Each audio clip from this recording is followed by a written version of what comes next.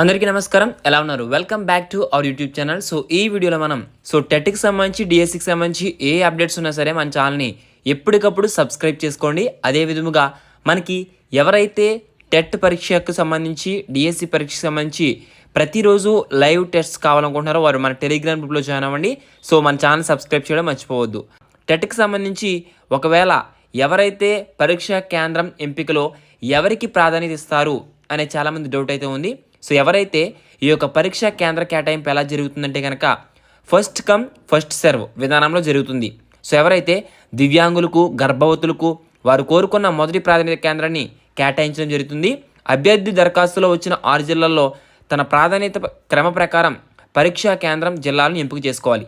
ఎవరైతే మీరు త్వరితగతిన అప్లై చేసుకుంటూ ఉంటారో, అంటే లాస్ట్ డేట్కి అప్లై చేశారనుకో, మనకి ఆగస్టు 3 వరకు ఈ యొక్క అప్లై చేసుకునేందుకు అవకాశం అయితే ఉంది కదా. ఆగస్ట్ 2 నుంచి చేద్దాంలే అనుకుంటే మీకు ఎగ్జామ్ సెంటర్ అయితే మీకు దగ్గరలో రాదు. పెట్టుకున్న ఎక్కడ ప్రిఫర్ చేసినా మనకి అక్కడ అందుబాటులో ఉండేస్తారు, లేకపోతే వేరే చోట అయితే ఇవ్వడం జరుగుతుంది.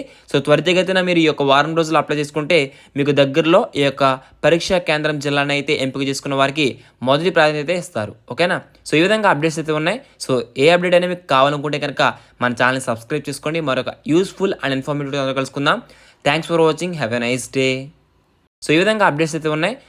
ఏ అప్డేట్ అయినా మీకు కావాలనుకుంటే కనుక మన ఛానల్ని సబ్స్క్రైబ్ చేసుకోండి. మరొక యూస్ఫుల్ అండ్ ఇన్ఫర్మేటివ్ కలుసుకుందాం. Thanks for watching. Have a nice day. అందరికీ నమస్కారం. ఎలా ఉన్నారు? Welcome back to our YouTube channel. ఈ వీడియోలో మనం టెట్‌కి సంబంధించి, డీఎస్సీకి సంబంధించి ఏ అప్డేట్స్ ఉన్నా సరే మన ఛానల్ని ఎప్పటికప్పుడు సబ్స్క్రైబ్ చేసుకోండి. అదే విధముగా మనకి ఎవరైతే టెట్ పరీక్షకు సంబంధించి, డీఎస్సీ పరీక్షకు సంబంధించి ప్రతిరోజు లైవ్ టెస్ట్స్ కావాలనుకుంటున్నారో వారు మన టెలిగ్రామ్ గ్రూప్‌లో జాయిన్ అవ్వండి. మన ఛానల్ సబ్స్క్రైబ్ చేయడం మర్చిపోవద్దు. టెట్‌కి సంబంధించి ఒకవేళ ఎవరైతే పరీక్షా కేంద్రం ఎంపికలో ఎవరికి ప్రాధాన్యత ఇస్తారు అనే చాలామంది డౌట్ అయితే ఉంది. ఎవరైతే ఈ యొక్క పరీక్షా కేంద్ర కేటాయింపు ఎలా జరుగుతుందంటే కనుక ఫస్ట్ కమ్ ఫస్ట్ సర్వ్ విధానంలో జరుగుతుంది. ఎవరైతే దివ్యాంగులకు, గర్భవతులకు వారు కోరుకున్న మొదటి ప్రాధాన్యత కేంద్రాన్ని కేటాయించడం జరుగుతుంది. అభ్యర్థి దరఖాస్తులో వచ్చిన 6 జిల్లాల్లో తన ప్రాధాన్యత క్రమ ప్రకారం పరీక్షా కేంద్రం జిల్లాలను ఎంపిక చేసుకోవాలి. ఎవరైతే మీరు త్వరితగతిన అప్లై చేసుకుంటూ ఉంటారో, అంటే లాస్ట్ డేట్కి అప్లై చేశారనుకో, మనకి ఆగస్టు 3 వరకు ఈ యొక్క అప్లై చేసుకునేందుకు అవకాశం అయితే ఉంది కదా.